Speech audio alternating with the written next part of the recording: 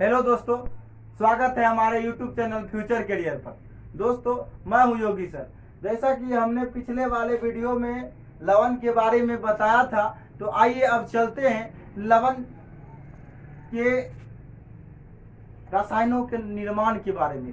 लवण किस तरह से रसायनों का निर्माण करता है, चलिए जानते हैं। उससे पहले मैं आप लोगों को बता दूं, जो भी हमारे चैनल पर नए हैं, हमारे चैनल को लाइक कीजिए, सब्सक्राइब कीजिए, प्यार दीजिए, दुलार दीजिए और आशीर्वाद दीजिए।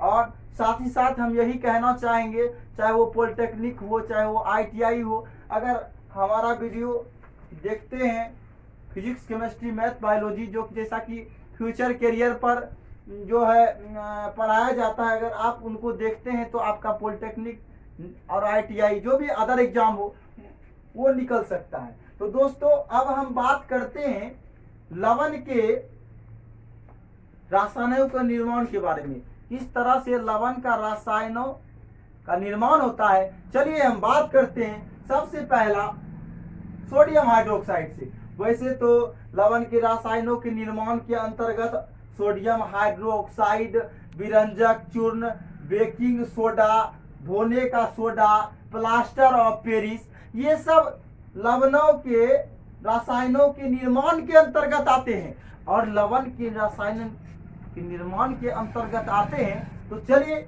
हम बात करते हैं सोडियम हाइड्रोक्साइड का। सबसे पहली बात, सोडियम हाइड्रोक्साइड जिनका सूत्र NaOH होता है। क्या होता है? NaOH। Na का मतलब होता है सोडियम और OH का मतलब होता है हाइड्रोक्साइड। तो क्या हो गया? Sodium hydroxide. तो सोडियम हाइड्रोक्साइड का NaOH होता है।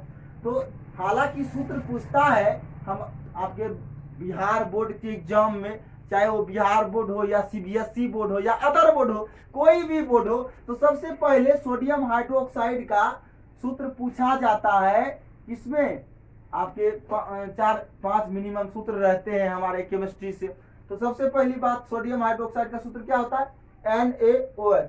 हम कह सकते हैं इसको VVI ऑब्जेक्टिव, कह सकते हैं VVI ऑब्जेक्टिव। तो VVI ऑब्जेक्टिव में पूछा जाता है। तो सबसे पहले हम जानते हैं सोडियम हाइड्रोक्साइड के निर्माण के बारे में। तो सबसे पहले सोडियम क्लोराइड के जलीय विलयन से, सोडियम क्लोराइड और सोडियम क्लोराइड किसको कहा जाता है? NaCl। NaCl का मतलब क्या होता है? सोडियम क्लोराइड, जो कि हमारे नमक का नाम है, साधारण नमक के रासायनिक नाम को कहा जाता है सोडियम क्लोराइड। तो सोडियम क्लोराइड के विलयन से, अब विलयन का मतलब नहीं समझते हैं, हम पहले ही बता चुके हैं कि दो पदार्थ के समंगी मिश्रण को क्या कहा जाता है? विलयन कहा जाता है। समंगी मिश्रण का मतलब क्या हुआ? जब दो पदार्थ आपस में घुल जाएगा तो समंगी मिश्रण होगा। तो वैसे विलयन का परिभाषा हम बता दिए आपको कि दो पदार्थ के समंगी मिश्रण को क्या कहा जाता है? विलयन कहा जाता है। तो कहता है सोडियम क्लोराइड के जलीय विलयन से विद्युत प्रवाहित करने पर, विद्युत प्रवाहित करने पर, सबसे पहले हम ये जानते हैं कि विद्युत क्या होता है। विद्युत क्या होता है? तो विद्युत धारा आप लोग पढ़े होंगे कि इलेक्ट्रॉन की सतत प्रवाह को विद्युत धारा कहते हैं। क्या कहते हैं? इलेक्ट्रॉन की सतत प्रवाह को विद्युत धारा कहते हैं। तो इलेक्ट्रॉन जब प्रवाह करता है, देखिए, तब इलेक्ट्रॉन जब प्रवाह करता है तो ऑटोमेटिक बात है, एक पॉजिटिव चार्ज होगा, एक निगेटिव चार्ज होगा। जब तक धन आयन, धन चार्ज और ऋण चार्ज नहीं होगा, तब तक विद्युत प्रवाह करेगा? नहीं करेगा। तो कहने का मतलब है कि कहता है विद्युत प्रवाहित करने पर, विद्युत प्रवाहित करने पर यदि धन चार्ज और ऋण चार्ज दोनों होगा तो वियोजित होकर सोडियम हाइड्रोक्साइड उत्पन्न करता है। कहने का मतलब सोडियम क्लोराइड के जलीय विलयन से जब विद्युत धारा प्रवाहित करते हैं, विद्युत धारा का जब हम प्रवाह करते हैं, तब क्या होता है? वियोजित होकर सोडियम हाइड्रोक्साइड में बदल जाता है। और सोडियम हाइड्रोक्साइड में जब बदलेगा, तो आइए सबसे पहले हम समीकरण जानते हैं किस प्रकार सोडियम हाइड्रोक्साइड, सोडियम क्लोराइड वियोजित होकर विद्युत की उपस्थिति में सोडियम हाइड्रोक्साइड का निर्माण कर लेता है। तो सबसे पहली बात है कि जैसे NaCl है, जैसा कि हम बता दिए हैं कि NaCl का मतलब होता है सोडियम क्लोराइड। तो सोडियम क्लोराइड को जल की उपस्थिति में जब हम रखते हैं, जल की उपस्थिति में अब विद्युत धारा का जब प्रवाह करते हैं, सोडियम क्लोराइड को जल की उपस्थिति में रखकर जब विद्युत धारा का प्रवाह करते हैं तो सोडियम हाइड्रोक्साइड का निर्माण होता है। हम बता दिए है ना, जैसा कि चित्र में है, सोडियम क्लोराइड को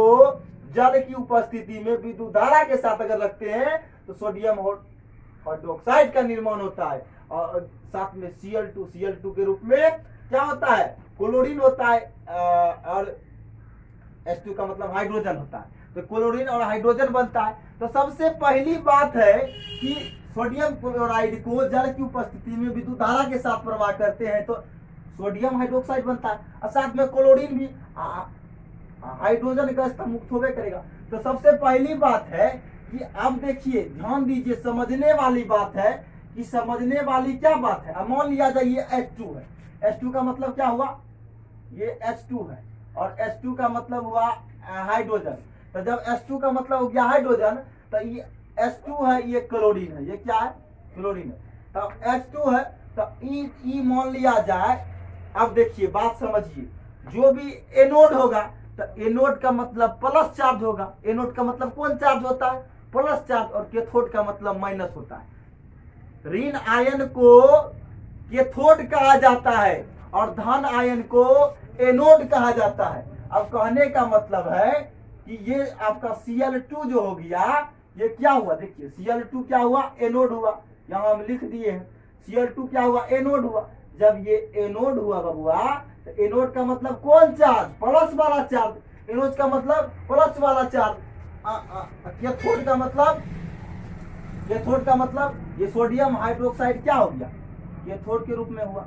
कैथोड का मतलब माइनस, तो माइनस प्लस हो गया ना, सोडियम हाइड्रोक्साइड माइनस हुआ, Cl2 क्या हुआ, प्लस हुआ। तो ये हो गया कैथोड, ये हो गया एनोड। अब ये सोडियम हाइड्रोक्साइड का क्या है, विलयन है। तो जब सोडियम हाइड्रोक्साइड के विलयन से बबुआ हम प्राप्त किए, यही ना प्राप्त किए कि सोडियम क्लोराइड के जलीय विलयन से विद्युत धारा प्रवाहित करने पर जब वियोजित होकर सोडियम हाइड्रोक्साइड में बदल जाता है, तो वही बात ना हुआ। सोडियम क्लोराइड को जल की उपस्थिति में विद्युत धारा प्रवाहित करने पर सोडियम हाइड्रोक्साइड, जिसका सूत्र होता है NaOH, और साथ में Cl2।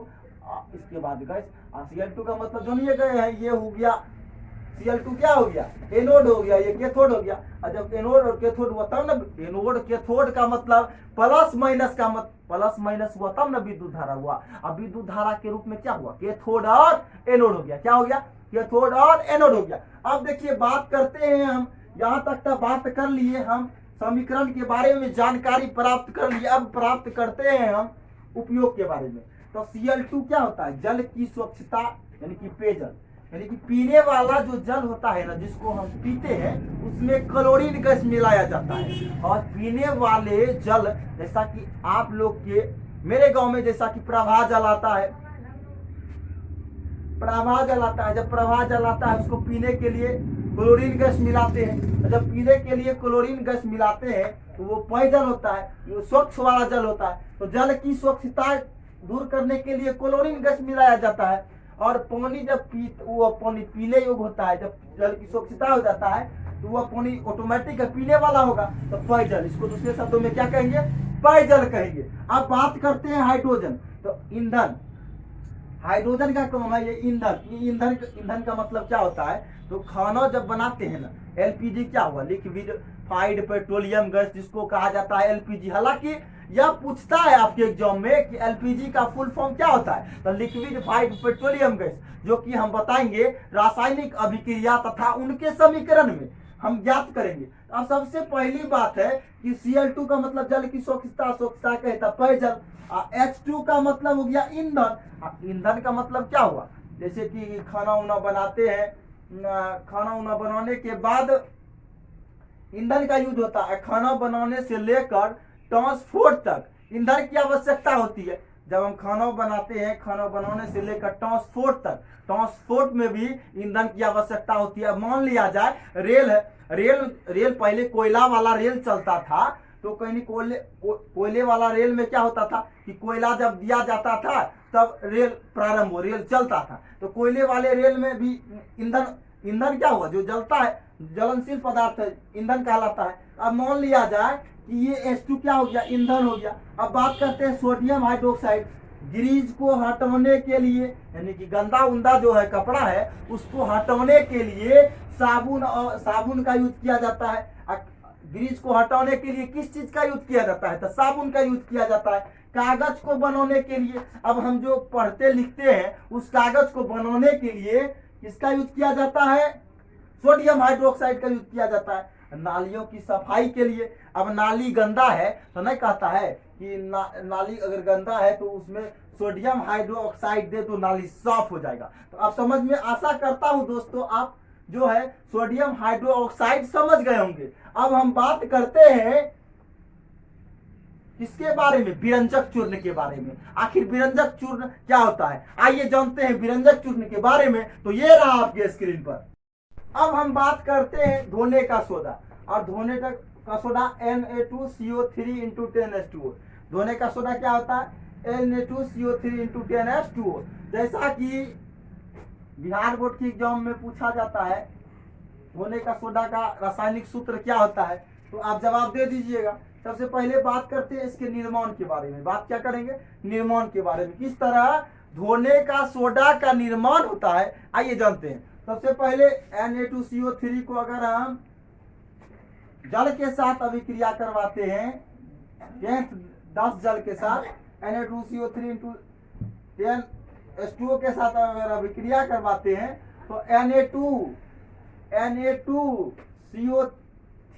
× 10H2O बनता है। क्या बनता है, Na2CO3 × 10H2O। एक बार फिर देख लीजिए, Na2CO3 को अगर हम 10H2O के साथ अभिक्रिया करवाते हैं तो Na2CO3 × 10H2O बनता है, यानी कि धोने का सोडा बनता है। तो अब बात करते हैं इसके उपयोग के बारे में। तो कागज, साबुन और कागज के लिए उद्योग के रूप में भी इसका उपयोग किया जाता है। चाहे वो कांच हो या साबुन हो, कागज हो, इस सब के उद्योग के लिए क्या किया जाता है, धोने का सोडा का यूज किया जाता है। किसका यूज किया जाता है, धोने का सोडा का यूज किया जाता है। तो इसका उपयोग घर के साफ सुथरा के रूप में, अगर मान लिया जाए घर के साफ सुथरा के रूप में घर की सफाई करते हैं तो घर की सफाई में हालांकि किसका यूज किया जाता है, धोने का सोडा का। किसका यूज किया जाता है, धोने का सोडा का। अब जल की कठोरता को हटाने के लिए किसका यूज किया जाता है, धोने का सोडा का। पहली बात आप जान लीजिए कि कांच, साबुन और कागज के उद्योग के लिए किसका यूज करेंगे, धोने का सोडा का। घर के साफ सुथरा में किसका यूज करेंगे, धोने का सोडा का। जल की कठोरता को हटाने के लिए किसका यूज करेंगे, धोने का सोडा का। तो अब हम इसकी जानकारी, प्लास्टर ऑफ पेरिस क्या होता है, इसकी जानकारी हम अगले वीडियो में पढ़ेंगे। दोस्तों, जैसा कि आप लोगों को पता है कि फ्यूचर करियर पर अपना प्यार, दुलार और आशीर्वाद दीजिए, लाइक कीजिए, सब्सक्राइब कीजिए। मिलते हैं अगले वीडियो में, धन्यवाद।